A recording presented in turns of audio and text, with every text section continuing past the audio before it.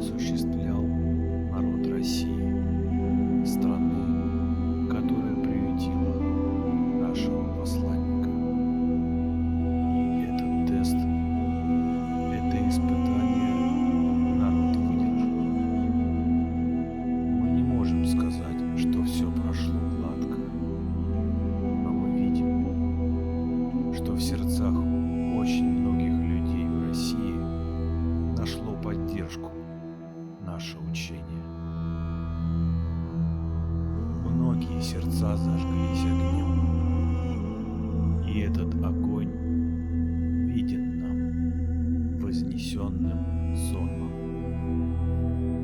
потому что пламя, огненность ваших сердец видны нам на нашем уровне. Мы видим каждое пламя в сердце каждого человека, где бы он ни находился. И по этому пламени, и по этим пламенам мы судим о готовности и принимаем решение о дальнейшей работе. С другой стороны, наш посланник одновременно проходила очень тяжелое испытание, которое мы называем распятием.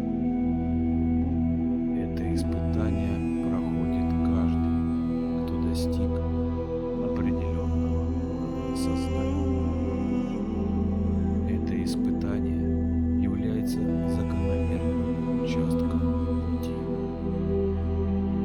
Я хочу остановиться на этом испытании и немного рассказать вам о нем, потому что каждый из вас, если не в этой жизни, то в одной из следующих жизней вынужден будет проходить этот тест. Закономерный участок пути. Этот участок связан с тем, что каждый, кто дошел до него, вынужден остаться один на один с теми испытаниями и тестами, которые проходил возлюбленный Иисус, когда нес свой крест на Голгофу и затем проходил свое распятие на кресте. Я хочу вам рассказать об этом испытании. Каждый раз, когда вы доходите до этой точки пути, вы остаетесь один на один с этим испытанием. Вы вынуждены двигаться вперед в условиях, когда вас никто не понимает. Люди, подверженные массовому сознанию, просто не способны понять, что происходит. А происходит следующее. Вибрации человека, дошедшего до посвящения распятия, поднимаются настолько, что те силы, которые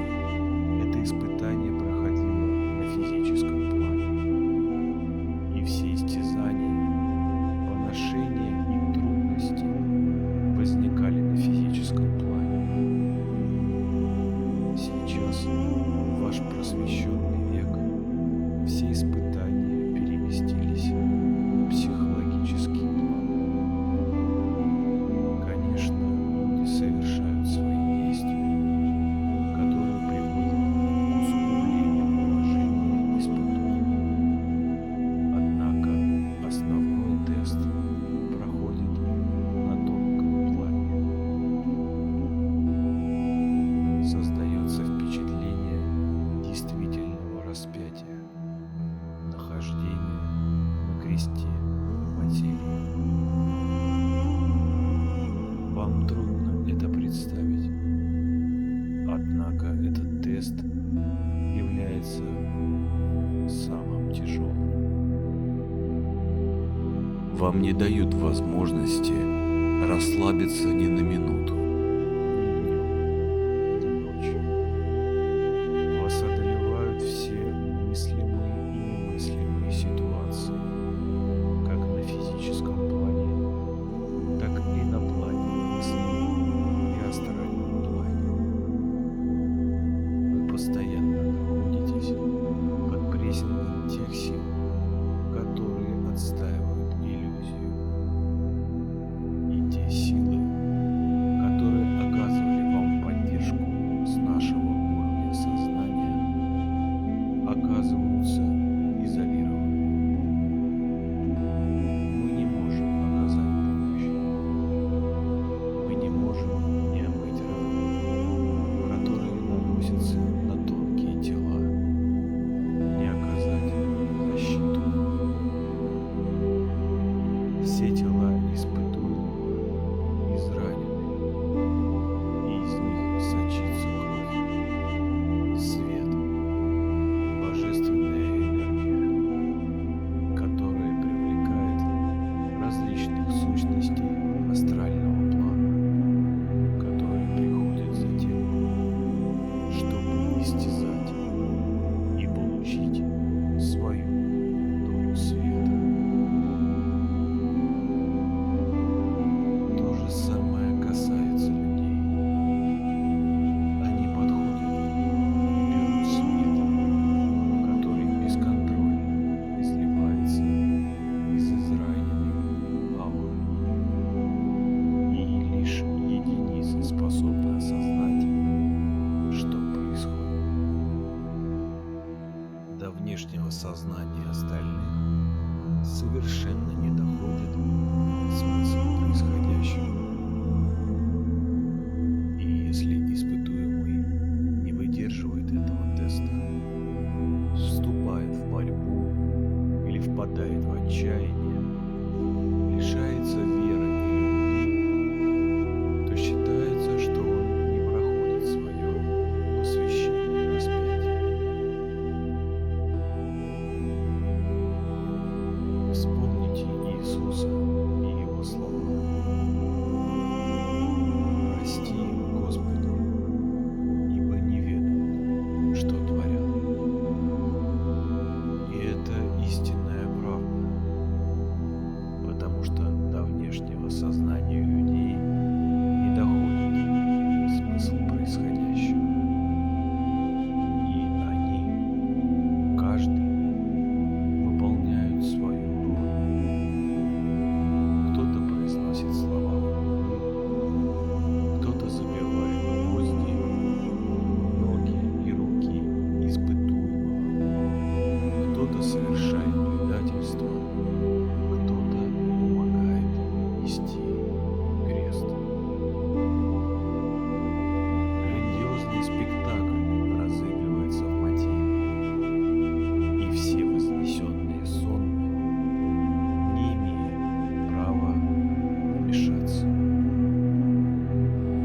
Испытуемый остается один на один с обстоятельствами внешнего мира и наедине с высшей частью себя самого. И нет возможности восстановить силу, нет возможности получить бальзам благодати из высшего мира. В самые худшие минуты теста нарушается связь и с высшей частью себя самого. И это подобно страшной темной ночи духа. Страшное испытание. Однако это испытание является неизбежным на пути, так как без окончательного расставания с остатками эго, с привязанностями к физическому миру, невозможно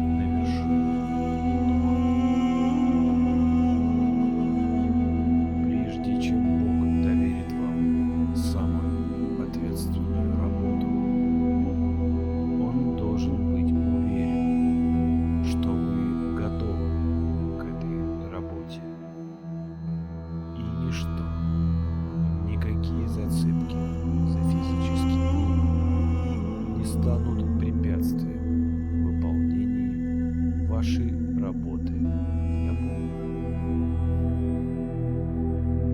Не примеряйте на себе сейчас этот тест. Помните, что я сказал. Лишь единицы на земном шаре сейчас готовы к прохождению этого теста.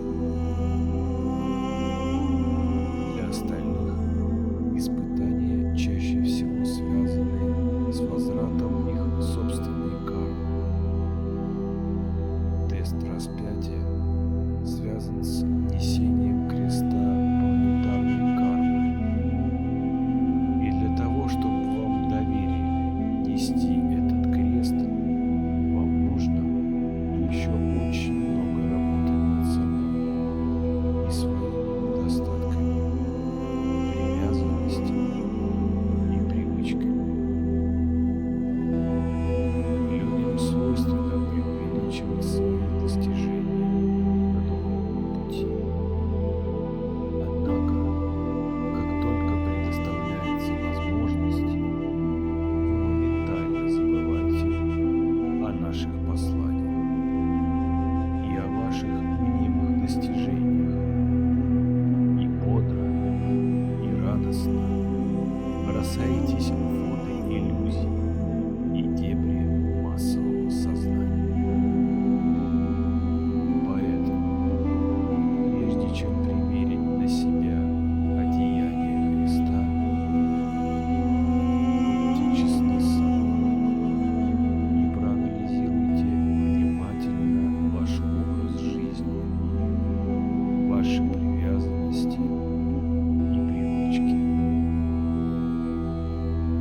Я не говорю, что вы должны отказаться от всех ваших недостатков и привычек сразу. Пожалуй, это будет вам не под силу.